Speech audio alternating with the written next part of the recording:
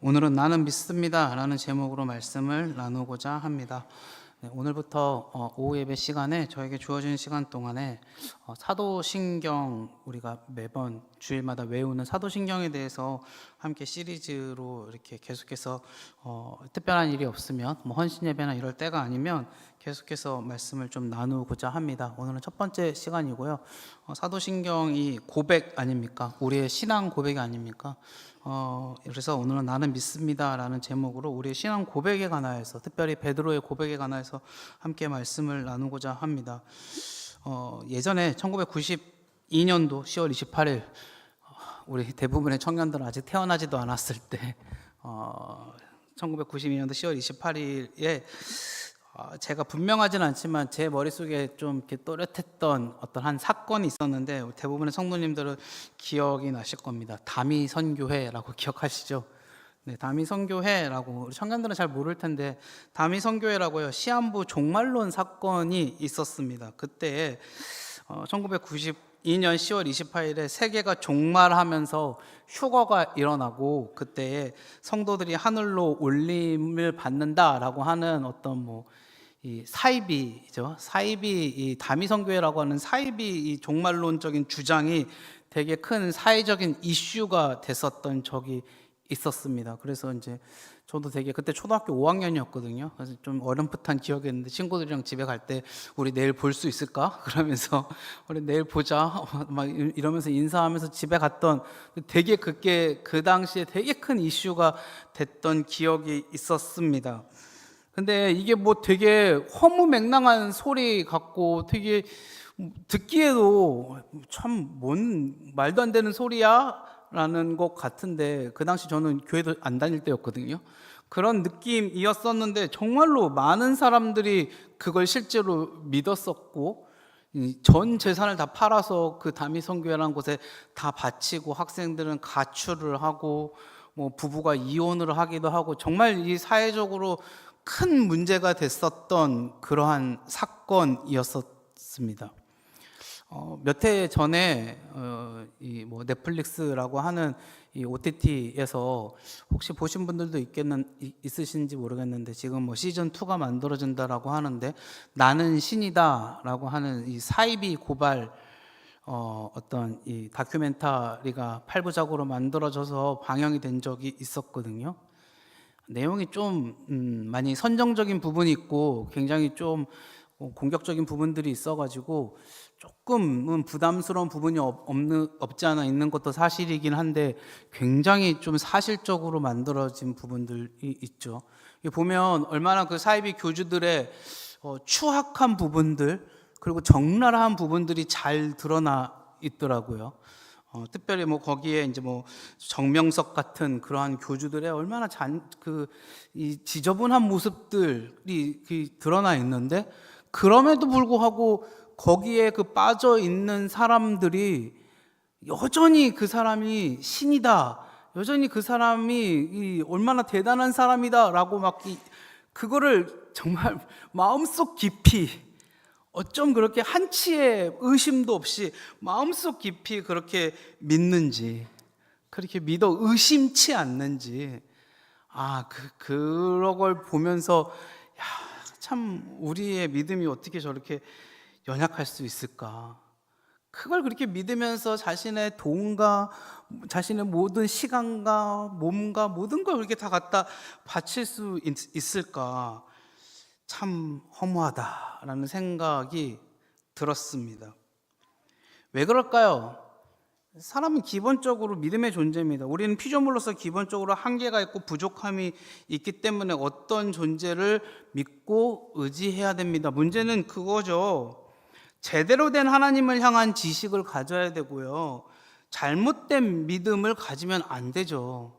그런데 잘못된 믿음을 가지는 이유는 하나님을 제대로 모르기 때문이에요. 그러니까 우리가 자꾸 잘못된 것들에 치우치는 거죠. 우리는 하나님을 제대로 알아야 됩니다. 제대로 된 신앙을 가져야 됩니다. 제대로 된 고백을 해야만 합니다. 제대로 된 신앙이 뭔지를 알아야 돼요. 그래서 우리는 말씀을 배워야 되고 공부를 해야 되는 겁니다.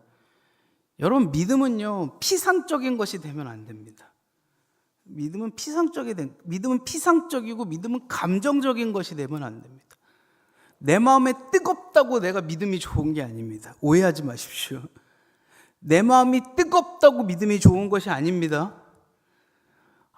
내가 오늘은 교회 가서 기도 열심히 하고 찬양 열심히 하고 내가 오늘은 눈물 흘렸어. 그게 믿음 좋은 게 아니에요. 내가 하나님을 알아야 되고요. 내가 말씀을 알아야 되고요. 내 삶에서 지금 내가 지지부진한 것처럼 보여도, 내 삶에서 뭔가 내가 지금 제대로 못 살고 있는 것처럼 보여도 말씀으로 씨름하고 있느냐 없느냐가 내가 믿음으로 살고 있느냐 없느냐의 기준이 되는 거죠. 그러니까 우리는 말씀을 알아야 되는 거죠. 그러니까 우리는 믿음을 내 입으로 고백할 수 있어야 되는 겁니다. 신앙 고백이 그래서 중요한 거예요. 여러분, 오늘 말씀 속에 베드로는 그걸 입으로 고백할 수 있었던 사람이었던 거죠. 오늘 말씀 속에서 베드로는 지금 최초의 신앙 고백을 예수님 앞에서 했던 사람입니다. 고백했던 사람. 주는 그리스도시요 살아계신 하나님의 아들이십니다 라고 이야기했던, 최초의 신앙 고백을 했던 사람이잖아요. 오늘 본문의 내용을 간단히 살펴보면 예수님이 제자들에게 이런 질문을 하십니다. 예수님의 질문은 사람들이 나를 누구라고 말하냐라고 하는 질문을 하시죠. 예수님이 이 질문을 하신 이유는 자신의 인기가 막 궁금해가지고 제자들한테, 야, 사람들이 나보고 뭐라 그러냐? 나보고 대단하다고 이야기하지. 내가 이렇게 말하고 이렇게 행동하고 다니니까 그렇지. 인기가 궁금해서 물어보셨을까요? 내가 어느 정도 되는 사람인지 그런 게 궁금해서, 우리라면 그랬겠죠. 근데 예수님 그런 것 때문에 그런 게 아니죠. 예수님은 이 질문을 통하여서 제자들의 믿음을 보고 싶으셨던 거죠. 그것을 통하여서 제자들이 어떤 믿음을 갖고 있는지, 바른 믿음을 갖고 있는지, 그들의 믿음의 수준이 어느 정도 올라왔는지를 확인하고자 하셨던 거겠죠. 이에 대해서 베드로가 방금 말씀드렸던 것처럼 이렇게 고백합니다. 주는 그리스도시요 살아계신 하나님의 아들이십니다. 이후의 말씀을 우리가 봉독하지는 않았지만 예수님은 베드로의 이 대답에 복이 있도다 라고 대답해 주십니다. 칭찬을 하시면서 이 말을 할 수 있게 하신 분이 하늘에 계신 하나님이시다 라고 말씀을 하십니다. 베드로가 이 말을 할 수 있게 하신 분이 성령님의 역사라고 말씀하시는 거예요. 그렇다면 베드로의 이 고백 속에 어떠한 믿음의 사실들이 내포돼서 지금 예수님께서 이렇게 칭찬을 하시는 걸까요? 여러분, 베드로가 했던 이 고백만 우리가 따라서 고백할 수 있으면 우리도 훌륭한 믿음의 고백을 할 수 있지 않겠습니까? 여러분, 베드로의 고백이 내포하고 있는 게 뭔지 한번 우리가 확인을 해보자고요. 베드로의 고백이 내포하고 있는 내용 첫 번째는요, 베드로는 사실에 대한 고백을 했어요. 베드로는 사실에 대한 고백. 베드로는 있는 사실에 대한 이야기를 거짓 없이 했습니다. 이게 쉬워 보이죠? 있는 사실에 대한 내용을 거짓 없이 이야기했다는 게 쉬워 보이죠? 근데 우리 눈은요, 죄로 인해서 어두워져 있습니다. 우리 눈이 죄로 인해서 어두워져 있다고요. 그래서 우리가 진리를 잘 보지 못합니다. 우리가 진리를 보려면 성령의 내적 조명하심이 필요합니다. 진리를 못 봐요. 우리가 진리를 봐야지. 진리가 누굽니까? 진리를 알지니 진리가 너희를 자유롭게 하리라. 요한복음 8장 32절에서 말씀하셨잖아요. 그 진리는 예수님이에요. 여러분, 그 진리를 봐야 되는데 우리가 진리를 못 보는데 그 진리는 성령님이 우리를 보게 하시는 거거든요. 성령님께 우리가 붙들림 받아야지만 볼 수가 있거든요. 하나님을 하나님으로 인정해야지, 예수님을 하나님의 아들로 인정해야지 볼 수 있는 거거든요. 성령님의 도우심을 받아서 내적 조명을 받아야지만. 근데 베드로가 말했죠. 주는 그리스도시요 살아계신 하나님의 아들이십니다. 그걸 인정한 거죠. 베드로는 분명히 그걸 인정한 거죠. 이걸 어려운 말로 믿어진 신앙이라고 하기도 하고, 믿게 된 신앙의 내용을 인격적인 인정, 동의라고 이야기합니다. 하나님이 계신다는 사실을 마음으로 믿는다는 겁니다. 객관적으로 인정한다라는 겁니다. 반드시 기억하는 것은 인정하는 겁니다. 인정. 우리가 믿는 것은 존재하지 않는 것들에 대한 믿음이 아니라, 여러분, 우리가 믿는 것은 실체하는 것들에 대한 믿음입니다. 믿음. 사람들은요, 자신들이 알지 못하는 것들에 대해서는 믿지 않으려고 그래요. 저는 생긴 것에 비해서는 과학적인 걸 좋아합니다. 과학책 같은 거 보는 거 생긴 거에 비해서 되게 좋아해요. 안 그럴 것처럼 보이죠? 천문학 같은 거요. 뭐 동영상, 책 이런 거 되게 좋아해요. 뭐 한 20대 중후반부터 이렇게 그런 책들 어느 정도부터 재밌더라고요. 근데 보니까 근데 이제 신학교 들어갔고 이제 신학교 졸업하고 나서 이제 신대원 졸업하고 나서부터 이제 그런 책들 이제 좀 보기 시간이 나면서부터 좀 보기 시작했거든요. 보니까 이제 신대원 다닐 때까지만 해도 창조론이 맞는 거고 진화론이 완전 틀린 거다 생각했는데 어느 순간부터 보는데 제 마음속에 의심이 들기 시작하는 거예요. 진화론이 맞는 것 같아. 자꾸 그런 것들을 보기 시작하니까 진화론이 맞는 것 같아. 창조론이 틀린 것 같아. 제가 자꾸 고민을 하기 시작했어요. 왜 그런지 아세요? 되게 이게 합리적이거든. 과학 책들을 보면 그게 되게 합리적이에요. 그렇지 않아요? 여러분, 인간의 눈에 그게 되게 합리적으로 쓰여져 있어요. 자꾸 과학자들이 이야기하거든요. 자꾸 과학자들은 뭘 빼려고 그러냐면 자꾸 하나님이라는 단어를 자꾸 빼려고 그래요.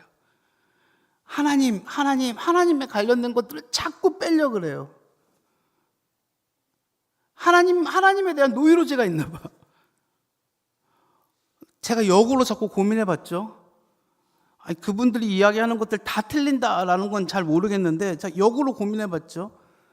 여러분, 하나님에 대한 것들을만 인정하기 시작하죠? 그러면 과학자들이 말하는 것들, 모든 것들도 역으로 또 다시 인정할 수 있습니다. 여러분, 하나님에 대해서 인정하는 게 되게 중요합니다. 하나님에 대해서 인정. 세상 사람들이 이 하나님을 인정하지 못하니까 모든 게 다 무너지는 거예요, 무너지는 거. 우리의 믿음의 시작이 어딘지 아세요? 하나님에 대해서 인정하는 거예요, 인정. 베드로가 지금 뭘 하고 있는 거냐면요, 예수님에 대해서 인정하는 거예요, 인정. 믿음의 시작은 하나님, 예수님을 인정하는 겁니다, 인정. 그게 고백입니다, 그게 고백. 창세기 1장 1절이 뭐죠? 태초에 하나님이 천지를 창조하시니라. 여러분, 그걸 인정하는 사람이 믿음을 가질 수 있는 겁니다. 그걸 인정하는 사람이 믿음을 가질 수 있는 거죠. 그거를 성령님께서 내 쪽으로 조명해 주십니다. 그걸 우리 마음 가운데 믿게 해주시는 분, 그걸 믿게 해주시는 거예요. 그걸 인정해야죠. 두 번째 베드로의 고백은요, 하나님의 주권을 이해하게 해주시는 고백이었어요. 베드로의 믿음의 고백은 하나님의 주권을 이해하는 거, 하나님의 주권을 이해하는 거. 여러분, 베드로는 예수님이 누군지 알고 있었다 그랬죠. 베드로는 예수님을 그리스도라고 하면서 하나님의 아들이라고 했습니다. 이건 당시의 사람들에게 신성모독으로 여겨지는 매우 위험한 발언이었거든요. 예수님께서 곧 하나님이시라는 말이에요. 베드로는 예수님이 하나님이시라는 걸 분명히 고백했습니다. 하나님은 이 세상을 창조하시고 이 세상을 주관하시는 분인데, 그러므로 베드로는 예수님을 창조자이시며 주관자로 이해하고 있어요. 여러분은 하나님을 어떤 하나님으로 이해하고 계세요? 여러분들은 혹시 여러분들의 신앙이 어떤 거라고 사람들한테 말씀하실 수가 있으세요?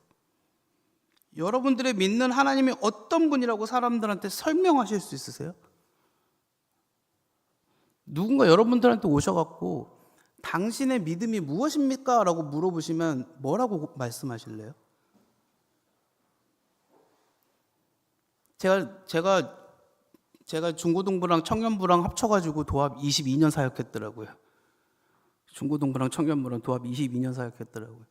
22년 사역하면서 항상 물어보는 게 있어요. 항상 청년들하고 중고등학생들한테 항상 사역할 때마다 항상 이야기했던 게 있어요. 넌 뭘 믿니?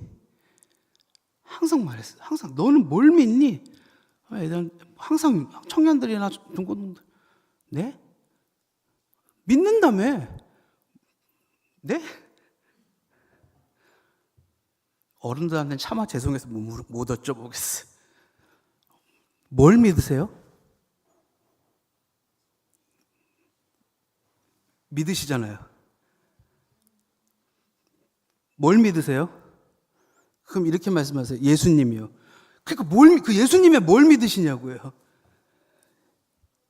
오늘 당장 집에 가셔가지고요. 제일 가까운 누구한테 내가 믿고 있는 게 뭐라고 설명할 수 있으세요? 저는 예수님을 믿습니다. 아니, 그거 말고요. 그렇게 말고요. 내가 믿는 게 무엇이라고 설명하실 수 있으세요? 나의 믿음이 무엇입니다. 라고 그분한테 최소한 3분 동안이라도 설명하실 수 있으시겠어요? 내가 믿고 있는 믿음이 무엇인지에 관하여서? 단답형으로 말고요. 몇 글자로 말고요. 그분이 알아들으실 수 있도록 문장으로 설명하셔야 된다고요. 그게 아니라면 여러분 우리가 믿음을 진짜 갖고 있는지 고민해 봐야 된다니까요. 여러분 우리는 믿음이 되게 피상적이라니까요. 우리는 하나님에 대해서 배우고 믿음에 대해서 배워야 됩니다. 우리는 하나님에 대해서 배우고 믿음에 대해서 배워야 됩니다. 하나님의 창조사역과 구속사역과 역사적인 인식과 교리적인 지식 그리고 믿음에 대해서 알아야죠. 예수님이 누구신지, 예수님이 나를 위해서 무엇을 하셨는지, 그것이 나에게 어떠한 작용을 해서 내가 어떻게 구원을 받았는지, 그리고 지금 나와 어떻게 함께 하시는지, 그것이 나의 믿음이 되는 줄 믿습니다. 여러분, 그거를 이야기할 수 있어야죠. 하나님이 나를 창조하셨고, 근데 나는 죄를 지었는데, 그 죄 때문에 예수님이 이 땅에 오셨고, 내가 그것을 믿음으로 말미암아 나에게 그것이 구원이 되었습니다. 그 예수님은 지금도 나와 함께 하시고 부활 때 나에게 부활이 생명이 되실 것입니다. 믿으십니까? 여러분 그걸 이야기하실 수 있으셔야 된다니까요. 그게 우리의 믿음이라니까요. 믿으십니까? 여러분 우리에게 그 지식이 있어야죠.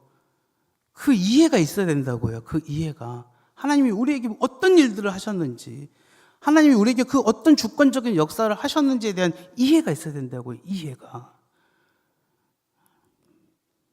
베드로는 그것들에 대한 이해가 있었다고요. 하나님이 나에게 예수님이 나에게 어떤 일들을 하셨는지에 대한 이해가 있어요. 마지막 세 번째, 베드로의 믿음은 그리스도를 향한 신뢰와 사랑을 표현하는 믿음이었다고요. 주는 그리스도시요 살아계신 하나님의 아들이십니다. 그 아들이 지금 나와 함께 하십니다. 베드로의 고백은 지금 그 예수님이 나와 함께 하십니다 라고 하는 그 고백이었다고요. 여러분들은 그 고백, 예수님이 지금 나와 함께 하십니다 라는 표현을 하실 수 있으시겠어요? 밖에 나가서? 그걸 하실 수 있겠어요? 제가 고등학교 때 동아리 활동을 했는데 학교에서 동아리가 이제 그 기독 동아리였거든요. 그런데 한 번은 지하철 타고 가다가 전도하는 사람이 있더라고요. 근데 저는 이제 남고 나왔거든요. 남고 친구들이 저희 동아리 그때 한 10대 명이 친구들이 전도하는 사람 보고 우리도 해보자. 근데 다 뻘쭘하잖아요. 그래서 10대 명이 가위가위보 했어요. 진 사람 한 명이 이제 큰 소리로 지하철 안에서 예수 믿으세요를 외치기로 가위바위보를 딱 했는데 제가 걸렸을까요? 안 걸렸을까요? 안 걸렸어요. 아유, 진짜 얼마나 감사하든지 안 걸렸어요. 다행히 안 걸렸어요. 제 친구가 걸렸어요. 이제 지하철 이쪽 끝에서 저쪽 끝, 지하철을 가고 있는데 그 친구만 저쪽 끝에다 딱 놓고 나머지 친구들은 이쪽 끝으로 이렇게 몰려와가지고 이제 다 이렇게 쳐다보고 있는 거야. 다 모르는 사람인 척 쳐다보고 있는 거야. 저 친구가 저쪽 끝에서 이제 가위바위보 졌으니까 이제 한참을 눈치 보다가 이제 어떤 정거장에 도착할 때쯤 이제 큰 목소리로 여러분 예수 믿으세요 그러더니 지하철역 딱 도착하니까 문 열고 도망치더라고요.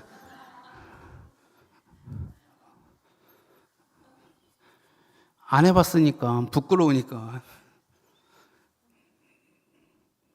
이해는 되죠. 억지로 한 거죠. 억지로 한 거. 근데 그 앞에서 그 전에서 그 예수 믿으세요라고 했던 그 사람은 정말 행복해서 했거든요. 정말 행복해서 했거든요.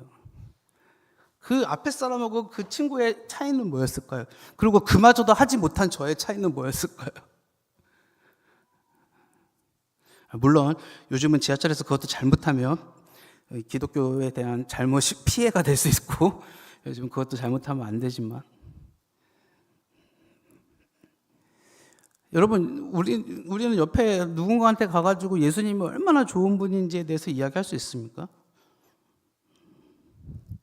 여러분 어디 좋은 데 갔다 오거나 재밌고 즐겁고 막 좋은 데 갔다 오면 옆에 사람한테 이야기하죠. 맛있는 거 먹고 오면 사진 찍고 와갖고 보여주죠. 행복한 거 하고 오면은 사람들한테 막 전파하죠. 근데 예수님에 대해서는 우리 잘 못 그러지 않습니까? 안 그러는 것 같아요. 저도 그렇고. 표현이 너무 박한 것 같아요. 예수님에 대해서는 표현이 너무 박한 것 같아요. 정말 우리가 예수님을 사랑하나? 정말 예수님을 사랑한다고 우리가 고백하고 이야기하나? 때때로는 그런 생각이 드는 것 같아요. 사도신경은 그냥 진짜 외워버리는 것 같습니다. 전능하사 천지를 만드신 하나님 아버지를 내가 믿사오며.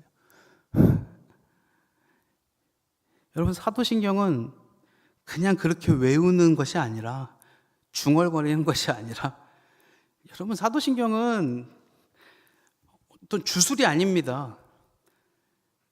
그냥 외워버리는 주술이 아니에요. 그걸 읽으면 어떠한 효력이 발생돼가지고 우리가 그 효력으로 말미암아서 우리 삶에 어떠한 막 일들이 발생되는 게 아니라 그 문장 하나하나에 우리의 고백이 들어가 있는 것입니다. 믿으십니까?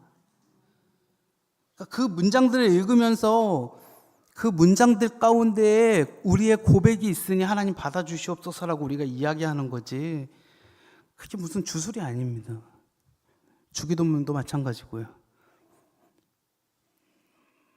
그러니까 그 문장들을 기억하면서 곱씹으면서 우리가 그것들을 보는 거죠. 그러니까 뭐 눈 감고 꼭 외울 필요도 없습니다. 보고 읽으셔도 되는 거예요. 눈 감고 중얼중얼 꼭 외워야 되는 게 아니라 보고서 또박또박 이런 뜻이구나, 이런 거구나. 그 의미를 읽으면서 우리가 꼭 그걸 봐야 된다는 거예요. 전능하사 천지를 만드신 하나님 아버지를 내가 믿습니다. 그 외아들이신 예수 그리스도를 내가 믿습니다.